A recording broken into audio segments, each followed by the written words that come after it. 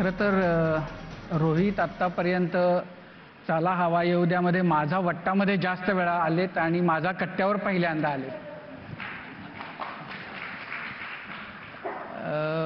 रोहित आमच्या सगळ्यांनाच खूप कुतूहल आहे आणि खूप कौतुकही आहे की मुंबईतला एक मुलगा ज्याला फार शिकता आलं नाही पण ज्यानं बॉलिवूडमध्ये एक स्वतःचा असा ठसा निर्माण केला, त्यानं असं यश संपादन केलं जे फार क्वचित जणांना असं मिळवता आलं.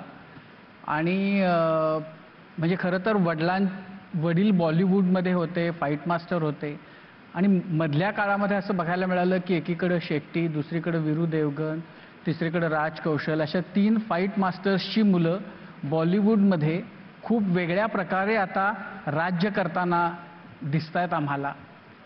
तर खरं तर या सगळ्या गप्पांच्या सुरुवातीला बॉलिवूडमध्ये हे यायचं आणि असं काम करून आपला ठसा जो नंतर उमटला गेला, तर बॉलिवूडमध्ये जायचं हे फार लहानपणापासून ठरवलं होतं?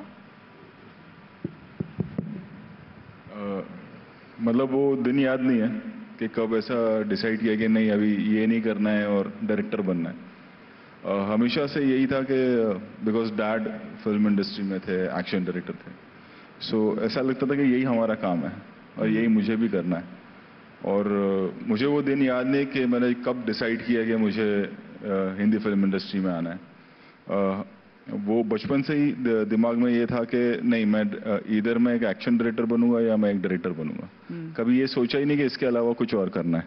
लेकिन एक्शन डायरेक्टर बनना हो या डायरेक्टर बनना हो, उसके लिए कुछ तो फॉर्मल उसका एजुकेशन लेना ज़रूरी है.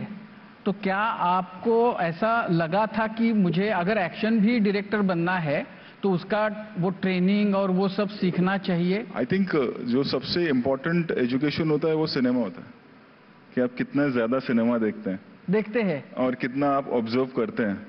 यू नो सबसे इम्पोर्टेंट चीज़ वो होती है कि लोगों को क्या पसंद आ रहा है, आपको क्या पसंद आ रहा है, आप किस तरह की फिल्में बनाना चाहते हैं. और उसके बाद फिर वो एक जर्नी होती है जहाँ आप काम सीखते हैं, स्पेशली जब एक्शन की बात आती है, क्योंकि उसमें टेक्निक बहुत इंपॉर्टेंट है, सेफ्टी बहुत इंपॉर्टेंट है.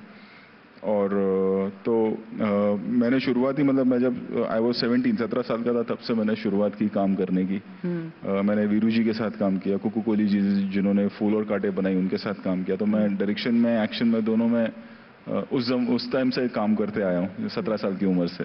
और फिर वो सीखते सीखते सीखते ट्रेंड कैसे चेंज होता है, लोगों को क्या पसंद आता है, वो सीखते चले गए. और एक जो बेसिक टेक्निकलिटीज होती है वही आदमी सीख सकता है.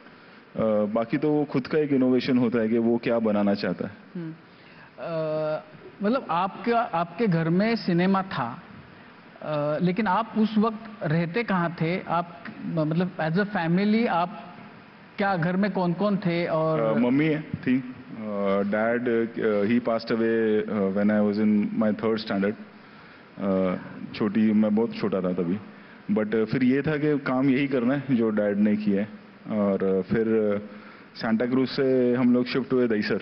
मेरी नानी वहाँ रहा करती थी, बट मेरी जो स्कूल है वो सांता क्रूज में थी. तो मैं डेली सुबह 5:45 की लोकल पकड़ के दहीसर, जो विरार लोकल, अभी 2 ही ट्रैक थे, अभी तो 4 ट्रैक हो गए वहाँ पे. वो पकड़ के बोरीवली, कभी कभी बोरीवली उतरने नहीं मिलता था क्योंकि दहीसर इस तरफ है, बोरीवली इस तरफ है, और मैं बहुत छोटा था तभी, बॉडी ऐसी नहीं थी. अभी नहीं रोक सकता है कोई. तो फिर अंधेरी उतरता था मैं, फिर वहाँ से लोकल स्लो ट्रेन पकड़ के सांता क्रूज ईस्ट, फिर वहाँ से 311 और 314 या 315 नंबर की बस थी. अरे बाप. वहाँ से एयर इंडिया कॉलोनी. जेव्हा तिसरी चौथी नहीं, ये 5th स्टैंडर्ड से 3rd में जब ही पास्ट हुए तो हम लोग सांता क्रूज में थे, फिर उसके बाद दहीसर शिफ्ट हुए. पण मग त्यावेळची म्हणजे ते इतक्या लहान असताना गेल्यानंतर पण मग घरातली आर्थिक स्थिती वगैरे ठीक होती? नहीं, मम्मी काम किया करती थी, और तभी इसलिए मैंने भी सोचा कि मैं अभी और पढ़ूंगा और मुझे पता है कि मुझे क्या करना है. तो फिर टाइम वेस्ट करके, और पैसे की तंगी हुआ ही करती थी, तो कैसे करेंगे, तो फिर मैंने काम करना शुरू कर लिया. पण शेट्टी बॉलिवूडमधले सगळ्यात मोठे फाईट मास्टर होते. तर मग त्यावेळेला पैसे चांगले मिळत असतील ना? तभी होता था, बट तब इन्वेस्टमेंट इतना नहीं करते थे लोग। आजकल लोग इन्वेस्टमेंट के बारे में सोचते हैं, तब ऐसा नहीं हुआ करता था। और जो भी सेविंग्स थी उससे 2-3 साल घर चला, उसके बाद में फिर हमको शिफ्ट होना पड़ा वहाँ पे। वैसे तो मग आई मम्मी क्या करती थी? मम्मी घर पे थी, फिर उन्होंने मम्मी पहले स्टंट आर्टिस्ट ही थी, डैड और मॉम वहीं मिले थे, तो वो भी स्टंट आर्टिस्ट ही थी। तो मॉम स्टंट आर्टिस्ट थी, डैड एक्शन डायरेक्टर थे, तभी ऐसा नमूना पैदा होता है। So, फिर उन्होंने क्योंकि उनकी भी एज हो रही थी, तो उन्होंने कुछ साल तक जूनियर आर्टिस्ट का काम किया घर चलाने के लिए। फिर तब तक फिर मैंने काम शुरू कर दिया, तो फिर बाद में मैंने टेक ओवर किया 18 साल की उम्र से। वीरू जी ने सपोर्ट किया, काम बहुत करते थे हम, डे नाइट काम किया करते थे, तो उससे खर्चा निकल जाता था फिर। पण म्हणजे प्रत्यक्षामध्ये शाळेचं शिक्षण कितवीपर्यंत झालं मग? 10th बस, उसके बाद में लाईफ ने सिखाया जो भी सिखाया, कॉलेजने नाही। पण असं म्हणजे वाटलं नाही की फॉर्मल एज्युकेशन जे आहे ते आपल्याला पुढे उपयोगी पडेल? कारण इथं जी अनसर्टनिटी आहे तर त्याच्यातून फॉर्मल एजुकेशन होना बहुत ज़रूरी है आज के ज़माने में, तो बहुत ज़्यादा ज़रूरी है। मेरी आप मजबूरी समझे या मेरा इंटरेस्ट नहीं था, ये समझ लीजिए। और मुझे ये पता था कि मुझे क्या करना है, and then I think you are always a student, आप हमेशा ही सीखते हो। आज जो हमने तब भी जिस लोगों ने जो सीखा होगा, टेक्नोलॉजी चेंज हो गई है पूरी, मतलब आपको री इन्वेंट हर साल करना ही पड़ेगा, जिस तरह से हमारी टेक्नोलॉजी चेंज हो रही है। पण मग हे जे ट्रान्झिशन की फाईट मास्टर